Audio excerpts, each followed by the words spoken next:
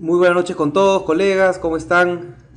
Bienvenidos al programa online de educación continua en odontología de Odontomarketing, que auspicia Colgate desde hace algunos años. Venimos compartiendo conocimiento, venimos compartiendo la experiencia de muchos muy buenos docentes respecto a distintos temas de la odontología. Hoy día justamente tenemos la presencia de la doctora Mónica Hermosa, odontóloga peruana, amiga de hace algún buen tiempo, que como ven ahí en su resumen de hoja de vida, pues tiene muy buena experiencia en lo que es la odontología restauradora. Ella tiene una especialización y una maestría justamente en dicha área de la odontología restauradora en la Facultad de Odontología de Bauru, de la Universidad de Sao Paulo, en Brasil, y se desempeña, entre otras cosas, como docente de la especialidad de estética de la Universidad Científica del Sur. Entonces, es un placer para mí, como directivo de Odontomarketing, mi nombre es Jaime Otero, hoy día presentarla para conversar sobre este tema tan importante que es el blanqueamiento dentario. En breve le doy paso a la doctora Mónica para que pueda pues desarrollar su tema. Aprovechen la videoconferencia, pueden plantear preguntas acá vía el chat, ¿sí? Y estaremos siempre al tanto de su participación. Muchísimas gracias y será conmigo hasta la próxima oportunidad.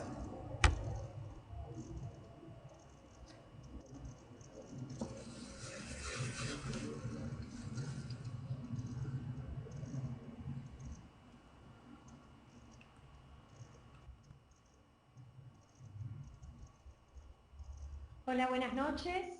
Como dijo el doctor Jaime Otero, yo soy la doctora Mónica Hermosa y el día de hoy vamos a hablar con respecto a lo que es blanqueamiento dental. El, el blanqueamiento dental, un segundito que algo está pasando acá.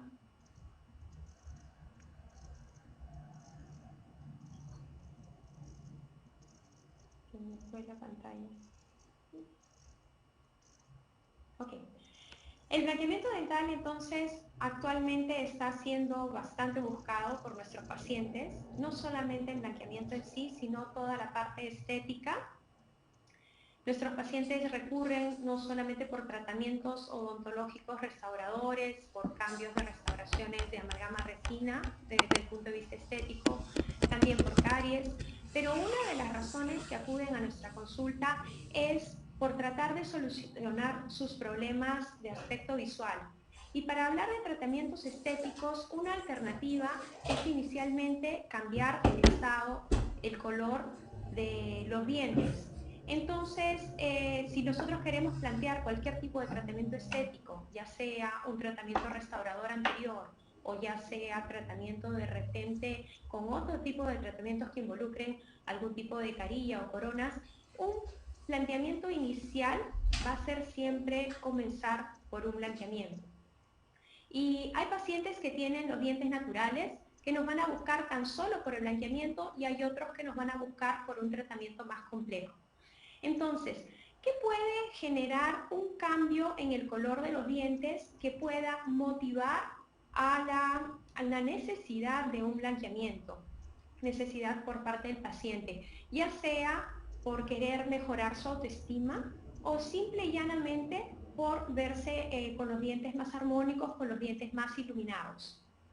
Entonces vamos a ver qué modifica el color de los dientes que causa este cambio de coloración.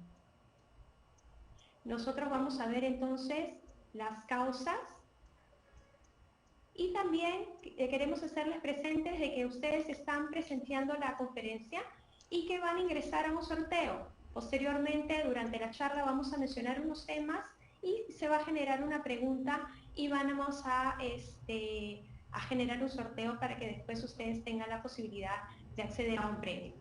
Entonces, estábamos hablando de los agentes que van a alterar el color. Lo que puede alterar el color pueden ser por factores extrínsecos o factores intrínsecos.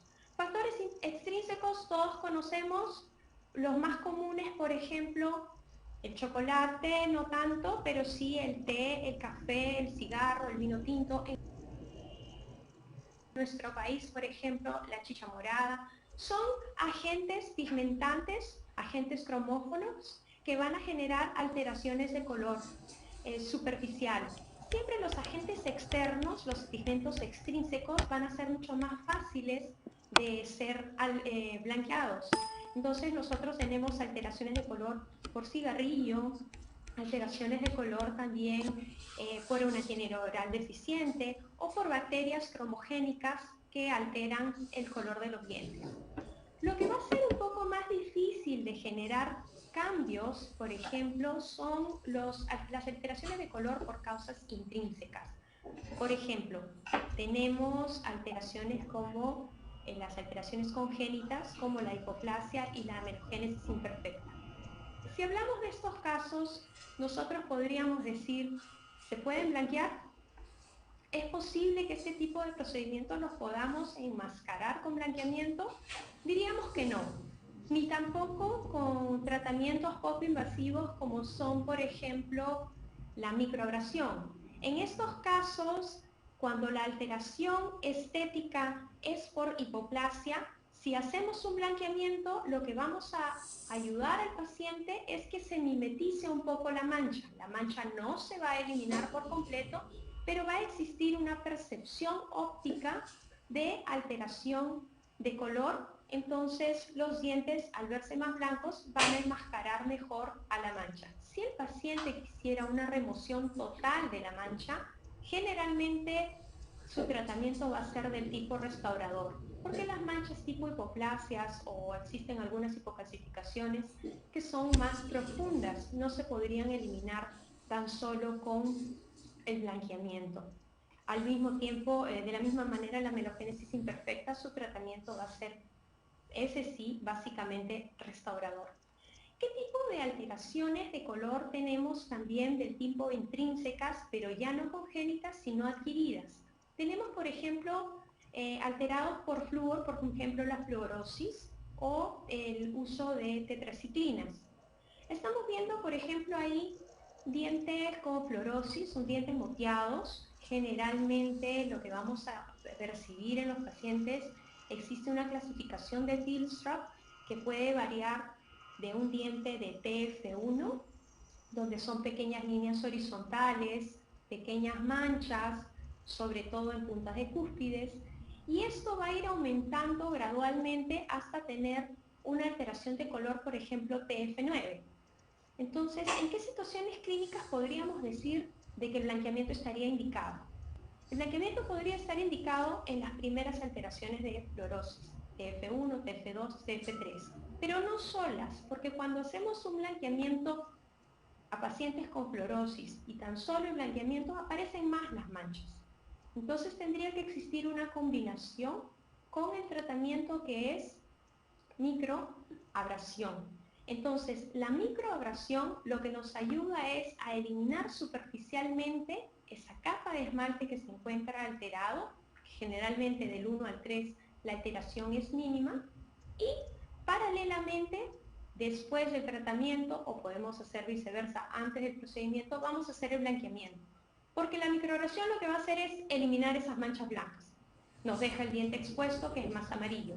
Y recién el blanqueamiento nos quita los pigmentos de color amarillento. ¿Por qué? Porque generalmente el paciente que tiene las manchas blancas está acostumbrado a ver una coloración blanquecina. Le quitas las manchas blancas y no se acostumbra al color natural de sus dientes.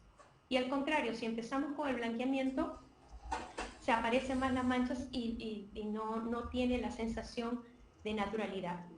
La tetraciclina es una alteración de color intrínseca también que tiene una clasificación en la que hasta el grado 2 podríamos decir que podremos trabajar como un blanqueamiento.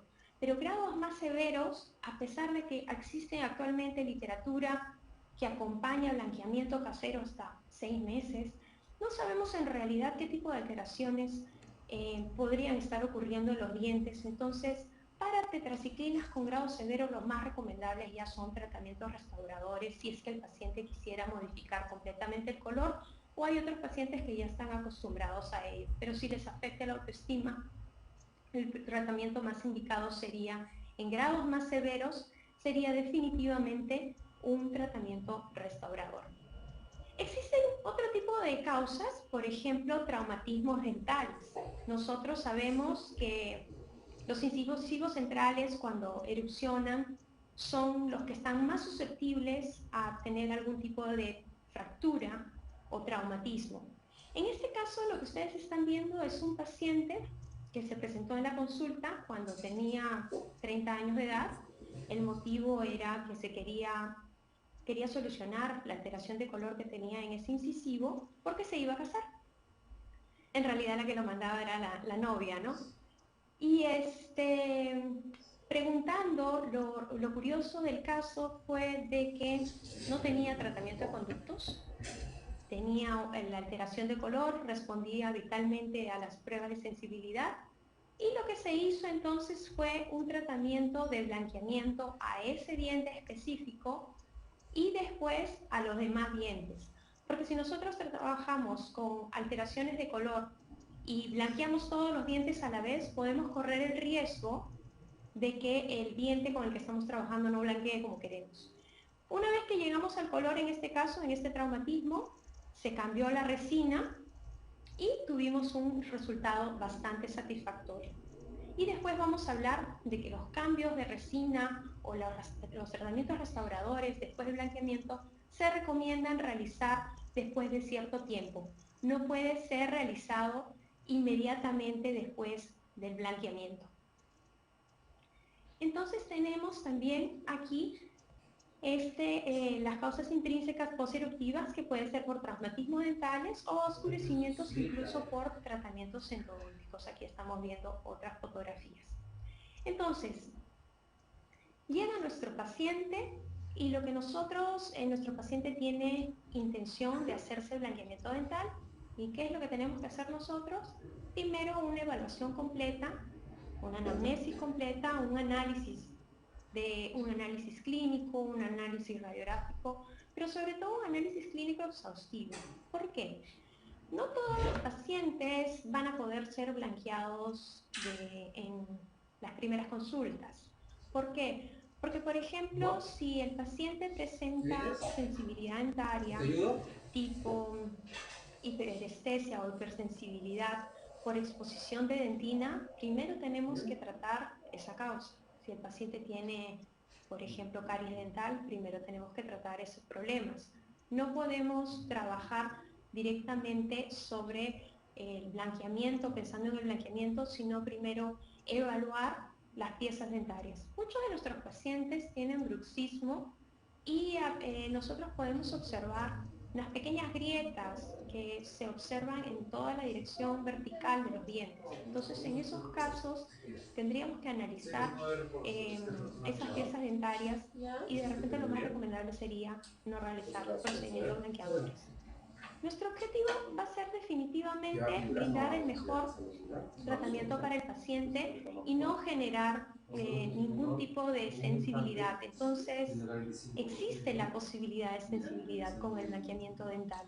Entonces, lo que tenemos que hacer es, en lo posible, tratar de encontrar en nuestro diagnóstico clínico cualquier tipo de problema o de causa que pueda generar sensibilidad para primero tratar ese problema antes de hacer un tratamiento blanqueador. Entonces,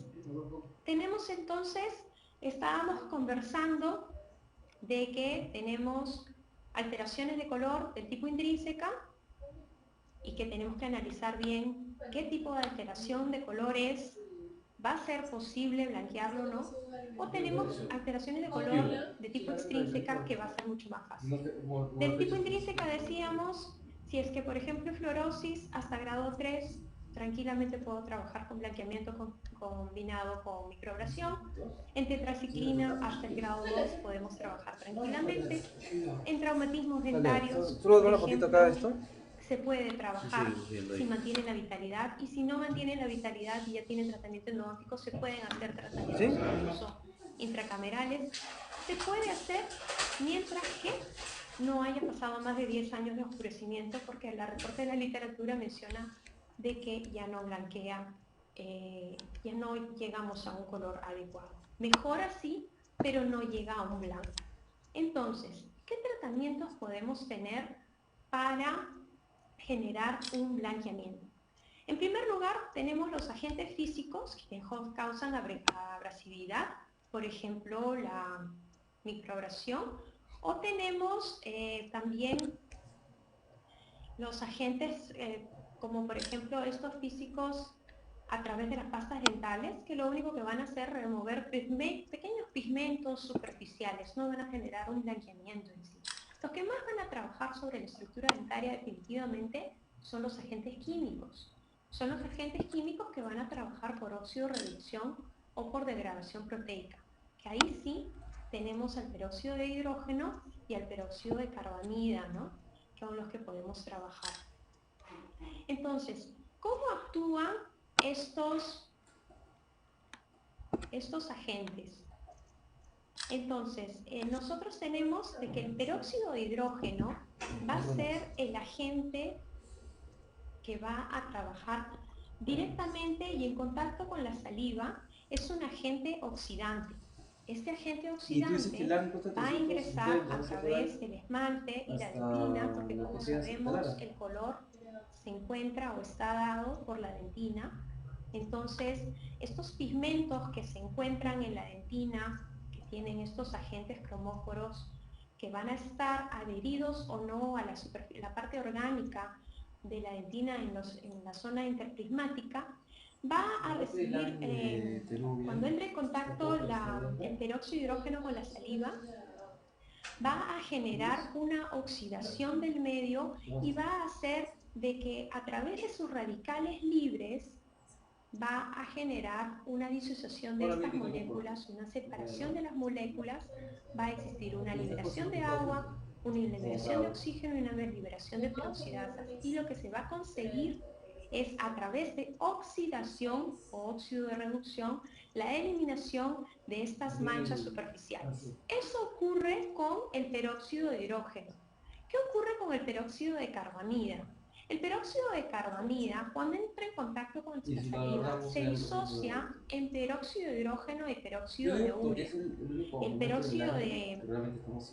Entonces el peróxido de hidrógeno va a continuar con el mismo proceso que hemos comentado, también óxido de reducción. Mientras que la parte de la urea se va a disociar en amonio y en dióxido de carbono. Y vamos a tener entonces que el peróxido de hidrógeno va a generar una reacción más rápida, mientras que el peróxido de carbamida va a demorar, va a tener una reacción más lenta. Por eso que el peróxido de carbamida tiende a ser utilizado de manera casera.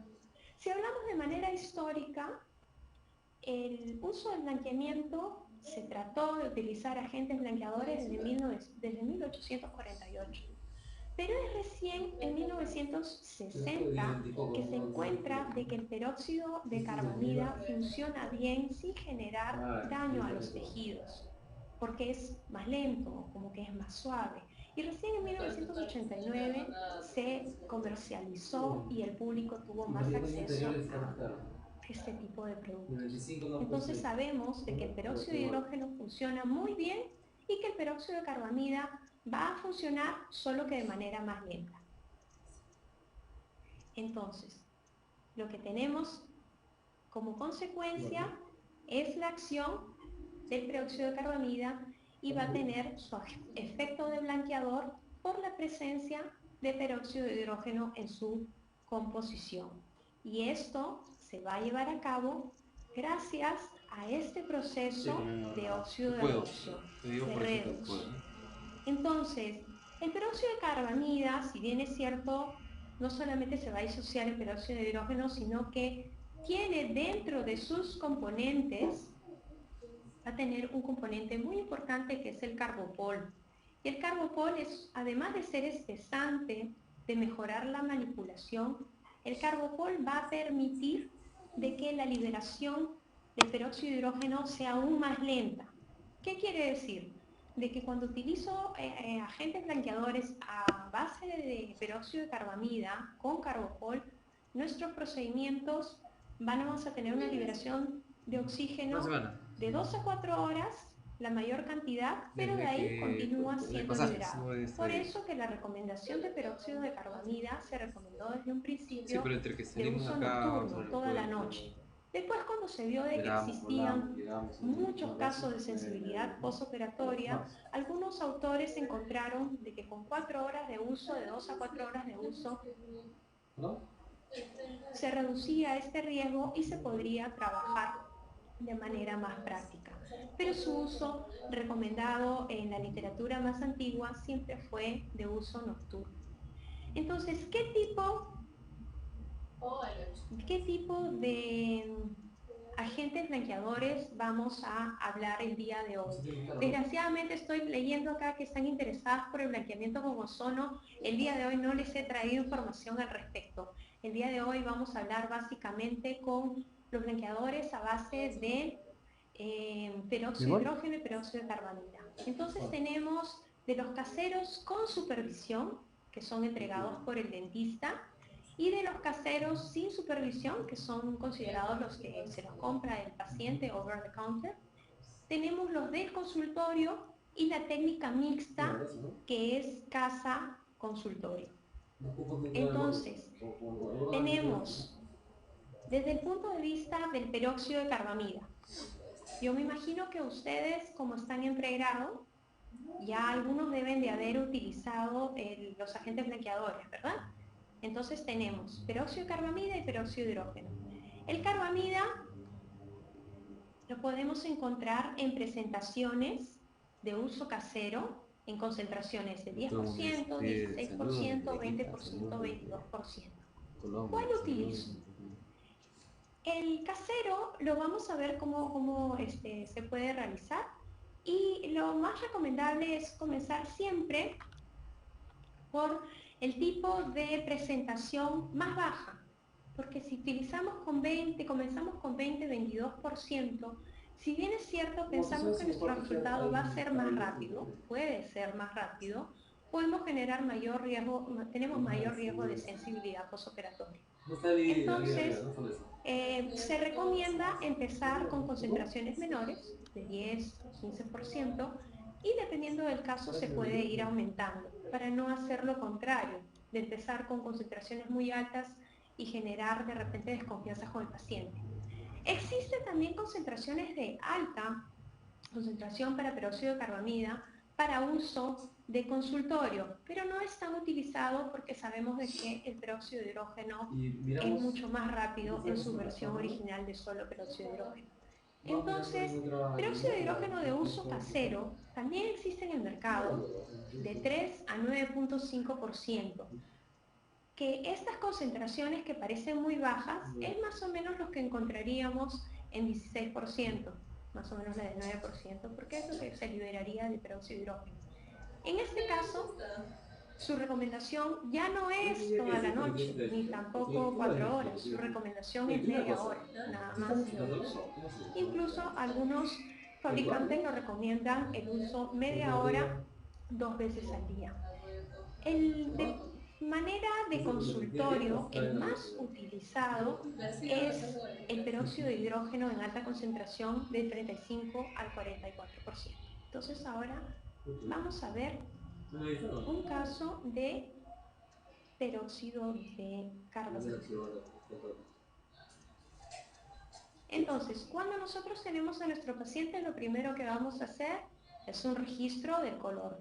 Habíamos dicho, a ver, me están preguntando, ¿cuál de los peróxidos causa menor sensibilidad? Definitivamente el peróxido de carbamida. El peróxido de carbamida es un peróxido de liberación lenta.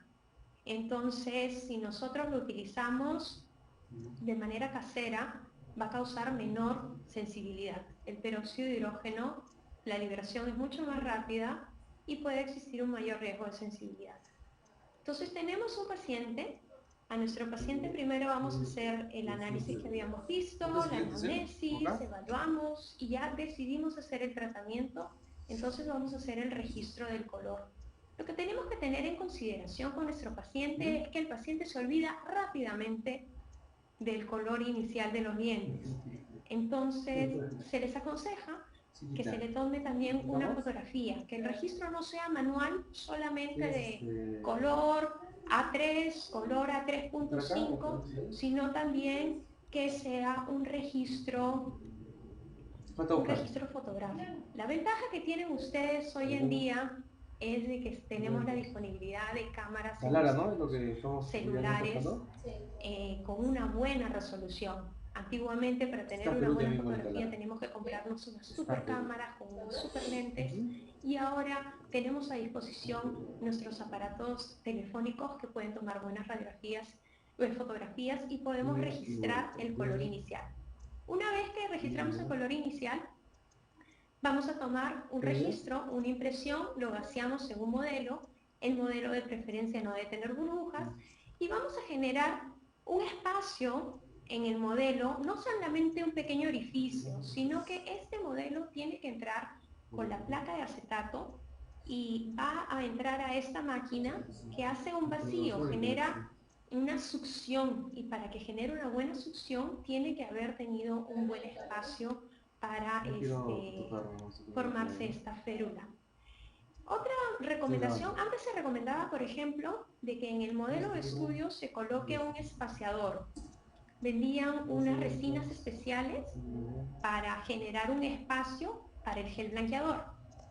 Después habían artículos que decían que el espaciador era suficiente colocar 2 capas de esmalte de uñas, y después se vio que no era necesario colocar ningún espaciador, pero sí una recomendación es en que en el modelo de yeso se profundice con un lecrón la zona cervical de los dientes, porque es ahí donde nosotros queremos de que se impregne bien la férula y no quede suelta. Si ustedes ven que su modelo de estudios no está bien recortado, al hacer el vacío van a quedar la férula un poquito suelta, entonces eso va a permitir el extravasamiento del material y no va a tener muy buena función. Pasa mucho con el modelo inferior, que a veces me dicen, yo también enseño en pregrado y en posgrado, y lo que veo bastante es de que se está blanqueando súper bien los dientes superiores y los inferiores no tanto. ¿Qué está pasando? Lo que pasa es de que la férula no está ajustando bien, porque no se han tenido las mismas consideraciones, no se han tenido las mismas consideraciones que en la...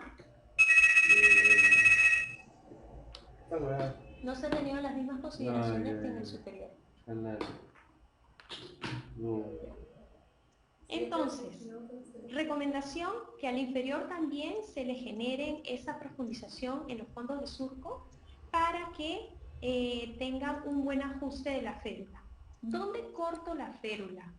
La férula de preferencia tiene que cortarse, va a haber una sombrita de lo que es el diente, pero debería cortarse 2 milímetros sobre el margen gingival. Recuerden que como ha estado con calor, la férula se contrae un poco, entonces no vamos a tener una buena... gracias. No vamos a tener una buena colocación del material, porque a veces si lo cortamos justamente donde es el margen gingival, si se contrajo el material, no va a tener un buen sellado. Uy. Ya lo cancelaron. Listo. Entonces aquí tenemos 2 casos clínicos de blanqueamiento casero, donde se le entrega al paciente la férula. Esta férula de acetato se le entrega, se prueba en boca, que esté ajustando bien. Se le recomienda al paciente que coloque una gotita del gel en cada superficie interna de la cara vestibular de los dientes. Se pide que al paciente se le coloque generalmente de premolar a premolar, pero si tiene sonrisa amplia puede ser de primera molar a primera molar. Y lo que se recomienda es de que esta jeringa, esta férula la utilice de 2 a 4 horas, como dicen los recientes artículos, o algunos la siguen recomendando toda la noche. Como les comentaba, el peróxido de carbamida tiene una liberación lenta, entonces la sensibilidad es menor. Lo mejor se recomienda es comenzar con poca concentración. Durante el tratamiento, durante el tratamiento, lo que nosotros le recomendamos al paciente es de que al remover la férula evite la ingestión de agentes colorantes. El tratamiento casero puede durar de 2 a 4 semanas. La literatura dice de 14 a 21 días, pero puede durar hasta 4 semanas sin ningún problema. Pero durante el tiempo del blanqueamiento la recomendación es no consumir alimentos con colorantes, no utilizar lápiz labial oscuro. ¿El peróxido de carbamida se puede dejar toda la noche? Sí se podría dejar toda la noche. Solo que hay estudios recientes que han hecho comparación entre uso de toda la noche y uso de 2 a 4 horas, y han encontrado de que tienen el mismo efecto y que lo recomendable es que los pacientes que utilizan menos tiempo, de 2 a 4 horas, tienen menor riesgo de sensibilidad postoperatoria. Por eso es que actualmente se está recomendando no toda la noche para el paciente, sino empezar de 2 a 4 horas y ver cómo responde el paciente para saber si se le recomienda o no. ¿Al remover la férula se debe enjuagar? Sí. Al remover la férula, entonces, lo que vamos a solicitar al paciente es que se enjuague los dientes y que enjuague la férula, más no se recomienda el cepillado inmediato, porque como vamos a ver posteriormente, uno de los problemas que tiene el agente blanqueador es que causa una alteración de la dureza superficial, como que el esmalte se vuelve un poquito poroso. Y si nosotros lo cepillamos inmediatamente, vamos a generar una abrasión de la superficie y no es lo más recomendable. Lo mismo pasa con los alimentos cítricos. Después de que te has hecho el blanqueamiento, inmediatamente después, de la salida de Actúe, no se recomienda tomarte un jugo de naranja inmediatamente, porque el pH es muy bajo. Y lo que vas a generar es una mayor erosión porque ya el diente se encuentra alterado. Entonces, recomendaciones que no sea cepillado inmediato ni cítricos inmediatamente porque pueden causar dos cosas, mayor erosión y sensibilidad postoperatoria. El enjuague bucal, con un enjuague que no tenga color, un enjuague que tenga flúor, nos va a ayudar bastante porque nos va a ayudar a la remineralización de la estructura dentaria. Porque efectivamente el blanqueamiento altera la superficie dentaria, pero después esta superficie dentaria vuelve a tener los valores normales. ¿Debe colocarse flúor o desensibilizante? Sí, nosotros podemos colocar flúor si viene un paciente con sensibilidad, podemos colocar flúor en consultorio. El paciente puede tener 3 casos de sensibilidad: leve, moderado o severo. Leve quiere decir de que leve quiere decir de que el paciente siente sensibilidad con un friecito. Podemos colocar flúor, pastas dentales desensibilizantes que funcionan muy bien, por ejemplo la Colgate Pro Alivio. Si el paciente tiene algo moderado, pequeños hincones, cuidado con el tratamiento, podríamos trabajar interdiario, disminuir la concentración del gel, ver qué está pasando. Y severo, sí, la recomendación es descontinuarlo. Me dices, el tratamiento casero es de 4 semanas aproximadamente. ¿Son todos los días o cuántos días por semana? Generalmente son todos los días. Pero a veces cuando uno le dice al paciente durante 4 semanas no vas a comer nada de color, como que se desesperan. Al menos acá en el Perú, nosotros tenemos nuestra chicha morada y casi todas nuestras comidas tienen color. Entonces es un poco difícil. Hay dos cosas. Una, que hay que estar revisando los artículos recientes. Artículos recientes están hablando de que podríamos consumir cosas con colorantes y que no afecten nada, pero todavía no se lo recomiendo porque están recién saliendo esos artículos. Eso es uno que estamos viendo qué está pasando realmente. Pero el segundo punto que lo encontré bastante más favorable es, por ejemplo, decir, si tú tienes una fiesta el sábado, y nosotros sabemos que el agente blanqueador va a continuar oxidando y la alteración de la superficie se da, entonces yo siempre les recomiendo a los pacientes no uses el blanqueamiento el viernes, sino uses el sábado y vuelve a usarlo el domingo, para que el sábado tenga la opción de comer algo oscuro, pero no inmediatamente después de que se blanqueó, ni un día antes después de que se blanqueó, sino que dejó por lo menos un par de días de descanso para que se pueda blanquear. ¿Qué tan recomendable es colocar un blanqueamiento casero después de un blanqueamiento profesional en consultorio? Justo lo que iba a hablar dentro de un ratito. El blanqueamiento casero funciona muy bien pero hay pacientes que quieren un tratamiento un poquito más acelerado. Entonces, el blanqueamiento de consultorio es una excelente opción. Sin embargo, el blanqueamiento de consultorio ha sido mal presentado por la publicidad, porque los pacientes esperan de que en la primera consulta tengan un color satisfactorio. Y no siempre es así, depende mucho del color inicial del paciente. Entonces, cuando uno hace un blanqueamiento de consultorio, no puede estar generando agresión a los 2 días, 3 días, tiene que esperar un tiempo prudencial para hacerle la segunda cita de blanqueamiento de consultorio. Entonces aparece la técnica mixta. La técnica mixta propone que en una cita le haga blanqueamiento de consultorio, se vaya con su férula, se haga el blanqueamiento casero 3, 4 días, 5 días o lo que sea necesario y regrese a la semana y se haga el retoque de consultorio. Con eso cumples los 2 objetivos. Objetivo número 1, que el paciente tenga realmente un resultado más rápido y eso lo motive a seguir con el procedimiento. Y el objetivo número 2 es que hay artículos que han demostrado que el casero tiene mejor función a largo plazo. Que el de consultorio, si bien es cierto, es efectivo, es más rápido, tiene un mayor retorno del color, una mayor regresión del color. Entonces, cuando haces un mixto, garantizas ambas cosas. Garantizas longevidad y corto plazo. Pero eso sí, no es en una sesión, estamos hablando de una semana de tratamiento. Cuando tengo un diente no vital es recomendable hacer el blanqueamiento primero, a ver qué dice acá, o primero a los dientes vitales y por último al no vital. Es lo que les mencionaba. Particularmente yo prefiero trabajar primero en el no vital para asegurarme de qué color a qué color voy a llegar. En realidad, con cada paciente con un blanqueamiento no vital, estamos en un riesgo de que no vamos a llegar de repente a un 100%. La literatura que dice, si yo tengo un diente oscurecido dentro de los 5 primeros años, está casi garantizado tu blanqueamiento. Existe una gran posibilidad de que la coloración amarilla oscura pase a un amarillo más claro o incluso al blanco.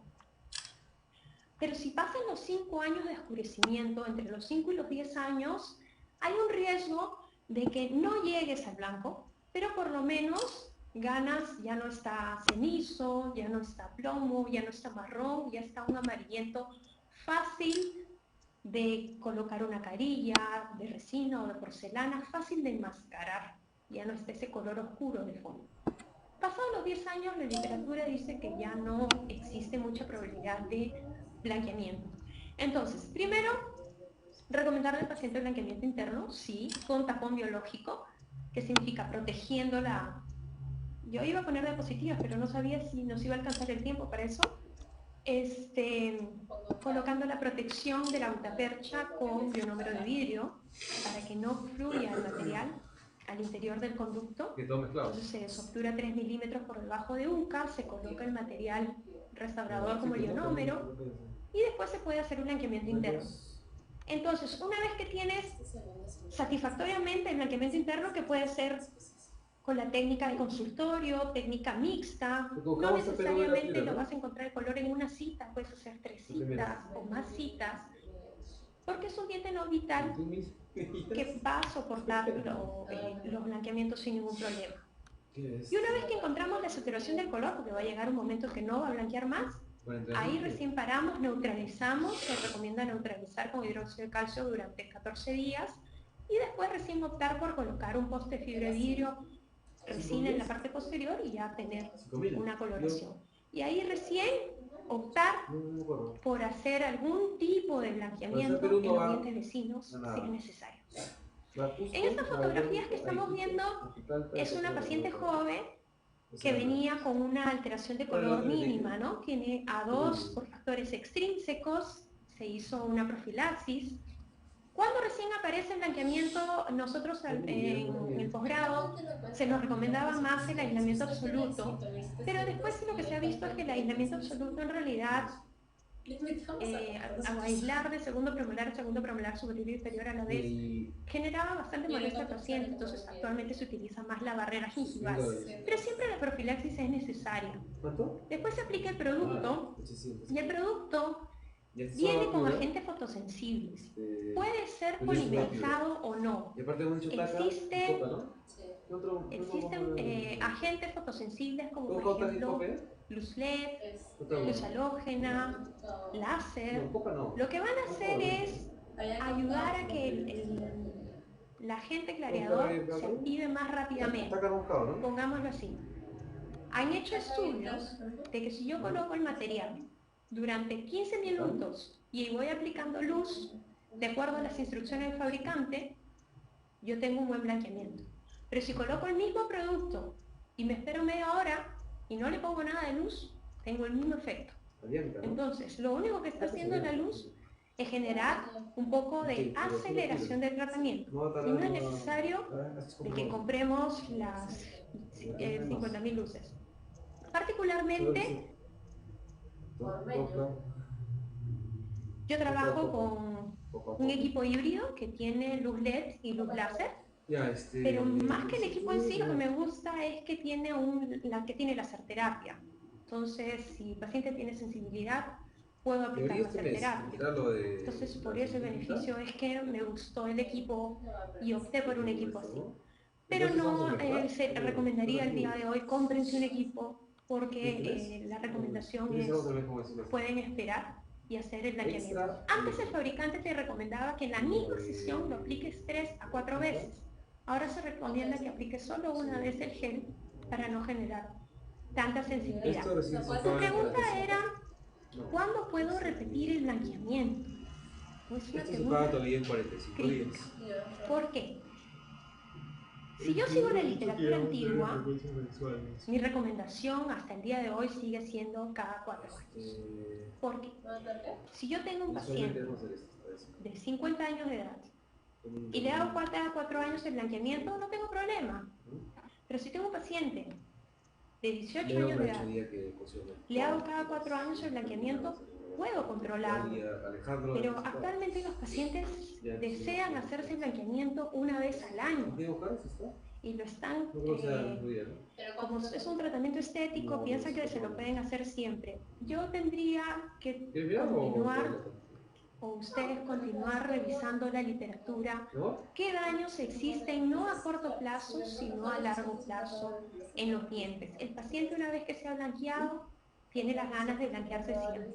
La recomendación en la literatura antigua siempre fue cada 4 años y actualmente no hay nada que lo refute, solamente hay artículos clínicos que hablan de que sí, puede ser una vez al año, pero yo no confío, yo buscaría algún tipo de sustento microscópico para ver qué está pasando con aquellos dientes que están siendo expuestos al blanqueamiento tan continuamente. Lo que están viendo aquí es después del blanqueamiento de consultorio, se aprovecha que los dientes están deshidratados y se coloca ahí el flúor, flúor neutro, o se puede colocar un desensibilizante a base de nitrato de potasio 4%.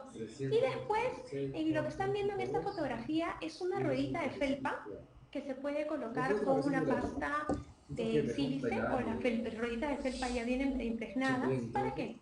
Para sellar la superficie que está porosa y permitir un mejor pulido y ayudar a que no exista un cambio de color tan pronto. Entonces, ahí ustedes han visto un caso con el dique de goma, pero actualmente lo que se usa es esta barrera gingival.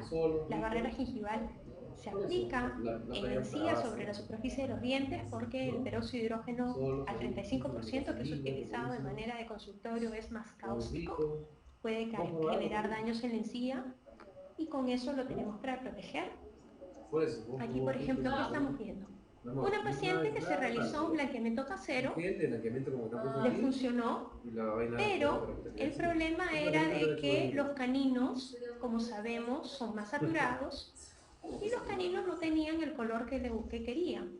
Entonces optó también por un tratamiento de consultorio y ahí lo que se optó en el tratamiento de consultorio es Usted puede hacer uno cada año, amor, cada 3, 4 años, ¿no? Se optó por blanquear los caninos primero y después por blanquear el resto de los dientes. Estaba viendo acá que no había visto el resto de preguntas. Dice, ¿prefieres aislamiento absoluto o utilizar barrera gingival? Actualmente prefiero barrera gingival, sí, porque con aislamiento absoluto mis pacientes sufrían mucho. ¿Cada cuánto tiempo? Y eso sí respondí. ¿Puedes entrar a BCP? Puede causar reabsorción radicular, sí. El blanqueamiento de dientes no vitales, cuando se coloca el blanqueamiento en la cámara pulpar, puede causar reabsorción dentaria y está comprobado la reabsorción si es que no se protegió el tratamiento endodóntico con tapón biológico. ¿Cuál es el tapón biológico? Protegerlo con ionobro de vidrio. Si mi paciente tiene prótesis fija y desea blanqueamiento, sabemos que el blanqueamiento va a actuar sobre los dientes, no sobre las restauraciones, ni directas ni indirectas. Entonces, el paciente tiene que estar claro que si se hace blanqueamiento y se ve diferente con la prótesis fija, va a tener que cambiar la prótesis fija. Pero si la prótesis fija se le hicieron más clara, de repente mimetiza. Tendrías que ver el caso. La reabsorción dental ocurre, sí, sobre todo en pacientes menores de 40 años. Lámpara para clareamiento les comenté que es opcional. Puede ser usado como no puede ser usado. El equipo que yo utilizo es el de DMC, que es híbrido, que es láser con LED. Todos los blanqueamientos vienen para utilizar con luz. La mayoría de blanqueamientos de consultorio tienen agentes fotosensibles, pero no necesariamente, no es necesario el uso de la luz. El consumo de bebidas oscuras solo podría ser efectivo para lámpara óptica, podría ser efectivo en las lámparas de fibra óptica. ¿No corremos el riesgo de que se vaya todo? No. ¿No, no? Si reservo hoy día, puedo pagar esta mañana. ¿Quieres? El consumo de bebidas oscuras, no entendí la pregunta. ¿En qué consiste la laserterapia? Existe todo es todo un tema, aparte en realidad láser. A través de la laserterapia nosotros podemos evitar la transmisión del dolor. Entonces, cuando el paciente tiene sensibilidad, se coloca este equipo sobre la zona cervical de los dientes y en el periápice de los dientes y se disminuye la sensibilidad inmediatamente. Pero es una acción en el momento, no va a generar a largo plazo. Si bien es cierto, la literatura dice que posteriormente permite que se forme esclerosis, pero mi objetivo es inmediato. La laserterapia también se utiliza, por ejemplo, para aftas, para disminuir el dolor de herpes, también se utiliza para tejidos blandos y en tejidos duros, no tanto, es más que nada para tejidos blandos, para edemas, para cirugías, etc. ¿A qué edad es recomendable empezar con un blanqueamiento? Yo recomiendo a partir de los 18 años, pero hay países, y acá también, que los recomiendan desde los 15. En Estados Unidos lo utilizan incluso desde los 11 años, pero me parece que el volumen pulpar es muy amplio y los efectos de sensibilidad serían muy exagerados. Desde el punto de vista biológico, mi recomendación sería a partir de los 18 años. Si les di la marca. Se daña el procedimiento hasta lo que sabemos, sí. Si el paciente consume alimentos que tengan colorantes y se está blanqueando los dientes, retardan el blanqueamiento. No es que se oscurecen los dientes, solamente que retardan el proceso de blanqueamiento. Sin embargo, el doctor Baratieri en Brasil está haciendo una serie de estudios sometiendo a piezas dentarias extraídas a Coca-Cola y los blanquea y los pone en Coca-Cola y sus estudios ven que no hay alteración. Entonces, vamos a ver qué es lo que está pasando con la literatura, si hay más artículos a favor de eso. ¿Cuánto tiempo? 48 horas después del blanqueamiento dental, uno ya podría consumir bebidas oscuras. Y como no me está dando tiempo de los efectos adversos, porque la hora sigue pasando, por ejemplo, efectos adversos que podríamos tener es, punto número 1, el blanqueamiento sí altera la superficie de los dientes, altera la microdureza, tanto del esmalte como la dentina y el cemento. Recomendación, uso de flúor. Recomendación, no cepillado de inmediato. Otro efecto adverso es que altera la adhesión. ¿Qué significa? Hoy termino mi blanqueamiento, mañana le quiero cambiar la resina, no puedo. Tengo que esperar de 15 a 21 días, de 14 a 21 días. Actualmente ya están saliendo al mercado productos que ayudan a neutralizar estos radicales libres, a neutralizar el oxígeno libre, porque ustedes saben que la resina no se polimeriza en presencia de oxígeno, y aparte que la unión, el esmalte también se encuentra alterado. Está apareciendo este producto, pero recién están saliendo los estudios que comprueban su eficacia. Entonces, mientras tanto, yo prefiero esperar. Por ejemplo, voy a cementar unas carillas de porcelana y he blanqueado los dientes, no me voy a arriesgar a utilizar un producto que no sé si está funcionando bien todavía. Yo prefiero esperar mis 21 días y recién cementar un tratamiento que va a ser definitivo. ¿Y por qué lo blanqueo primero? Si es que le voy a poner un tratamiento definitivo como carillas de porcelana, le hago un blanqueamiento primero porque las carillas actuales son tan delgadas que el color de los dientes va a traslucir. Entonces yo prefiero que sea un color más claro, ¿no? Definitivamente. A ver, si empiezas con tratamiento endodontico a nivel del cuello, ¿puede causar reabsorción? No, Sí. no quieren heridos, ¿no? No heridos.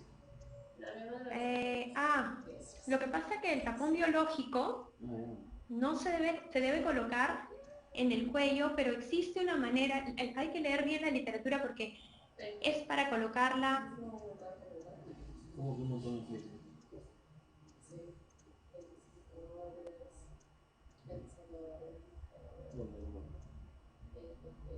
todos por mi curso, pues. Sí, es doble para mi curso,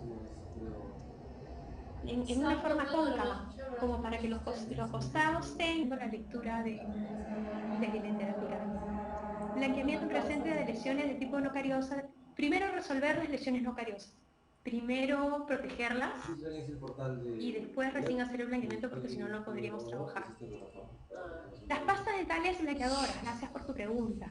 Las pastas dentales blanqueadoras sirven para pacientes que tengan un color muy claro y quieran quitarse los pigmentos extrínsecos superficiales. Y sobre todo para pacientes que se hayan hecho blanqueamiento y quieran mantener el blanqueamiento. Recordemos que las pastas blanqueadoras trabajan sobre un proceso de abrasión dental. Pero vacaciones como Entonces, esas, tampoco $2.000 soles. es recomendado su uso perenne y constante. Por 2.000 Algunos soles, pacientes ¿no? quieren usarlos todos los días, todos los meses del año. No es lo recomendable. Lo recomendable es que hiciste blanqueamiento, a los 6 meses puedes usar las pastas blanqueadoras, mantienes tu blanqueamiento, Nosotros quedamos con otra pareja y que le vamos a pasan tener otros que 6 pagar meses, tu $7.000. pasta blanqueadora, porque la pasta blanqueadora sí te va a ayudar a eliminar los agentes externos. El chocolate puede enlentecer o alterar el proceso de blanqueamiento. Sí, el chocolate tiene agentes cromófonos que definitivamente van a alterar el proceso de blanqueamiento. Como les digo, los otros estudios todavía están por demostrarnos si sí o si no. El blanqueamiento interno, ¿por cuánto tiempo? Depende de la alteración del color. El blanqueamiento interno se hace con la técnica en consultorio o mixta. ¿Qué significa? En consultorio le pongo el gel, si desean luz o no, retiran todo y se le puede dejar una bolita de algodón, se le puede poner una gotita de peróxido de carbamida, una bolita de algodón y de ahí protegerlo con un coltosol para que se quede unos días el producto liberando el oxígeno y después se vuelve a trabajar. ¿Cuántas veces? 3 sesiones, 4 por sesiones, mí, dependiendo de de la necesidad del caso. ¿Se puede realizar? No se puede realizar blanqueamiento de pacientes gestantes, sí. ¿Por qué no se puede realizar blanqueamiento de pacientes gestantes y en pacientes que están dando de lactar? Porque no hay ningún estudio que haya hecho algún trabajo. No sabemos qué pasa con el agente blanqueador. Acuérdense que son radicales libres los que vamos a tener y no sabemos si hay difusión al feto. Entonces, lo más recomendable es no utilizarlo porque no tenemos ningún estudio de saber qué es lo que está pasando sistémicamente. Entonces, no se recomienda a gestantes. El tiempo prudente. Un tiempo prudente para consumir bebidas oscuras, 48 horas. Autores para leer. Ahorita el último libro de tips de Hirata es muy bueno. En el libro del doctor Enostroza, el de lo que es de Alodip, Estética, hay un capítulo escrito por el Alodip, es un libro. Ya, mañana la sacamos. ¿Cómo trabaja? Estética Dental es un libro editado por el doctor Enostroza, donde invitó a diferentes dentistas latinoamericanos y cada uno participó en la confección de un capítulo. Y todos los capítulos han sido bien diseñados, bien sustentados, y les recomiendo su lectura porque hay un capítulo de blanqueamiento y hay un capítulo de microración, donde habla la primera parte que les comenté de alteraciones de color, como por ejemplo para fluorosis, que se combina el blanqueamiento con microabrasión. ¿Qué tan recomendable es el SDI POLA de uso domiciliario después del blanqueamiento de consultorio? El SDI, como cualquier otro material, es igual de recomendable. Los peróxidos de carbamida son muy recomendables. Las blancas blanqueadoras y sus efectos secundarios. ¿Te refieres a los strips que han salido? Mira, los strips tienen peróxido de hidrógeno, funciona. El problema es de que como no es específico para cada paciente, puede quemar la encía. Como un blanqueamiento de consultorio cuando le colocas y la barrera gingival se te hizo un huequito y se te quema la encía, se te pone blanco, igual estos strips pueden generar quemazón de la encía porque no son bien aplicados por el paciente, aparte que el paciente saliva bastante. Contraindicación con enfermedades sistémicas. No está conocido ahorita contraindicación, particularmente no conozco alguna contraindicación con enfermedades sistémicas, salvo que tengan algún tipo de enfermedad donde disminuye el flujo salivar. Cada 4 años, ¿qué posibilidad hay de que aparezca sensibilidad? La sensibilidad no depende de la continuidad, la sensibilidad depende del paciente, de las características del paciente, y muchas veces si el paciente tiene grietas o no. Un paciente fumador genera alteración del proceso de oxidorreducción. El problema con paciente fumador es que desde hace años se hizo estudios de un efecto cocarcinogénico del agente blanqueador. ¿Qué quiere decir? El agente blanqueador no genera cáncer. Hay miles de estudios, no genera cáncer. Pero inoculado en ratones, el agente blanqueador con nicotina, se encontró cáncer. Entonces, lo que dicen es que puede acentuar o aumentar el efecto de la nicotina. Entonces, no se recomienda en pacientes fumadores, que sean fumadores continuos, les hablo de más de 3 días diarias, ¿no? Pero en pacientes fumadores eventuales sociales, lo que se les recomienda es que dejen de fumar, se hagan el blanqueamiento y después recién puedan volver a sus hábitos, ¿no? Pero no se recomienda para aquellos pacientes con fumadores excesivos. Aparte que no podrían trabajar con blanqueamiento porque estarían oscureciendo. En la técnica mixta, ¿cuánto tiempo hay que mandar al paciente el blanqueamiento cancero para el color de la técnica mixta?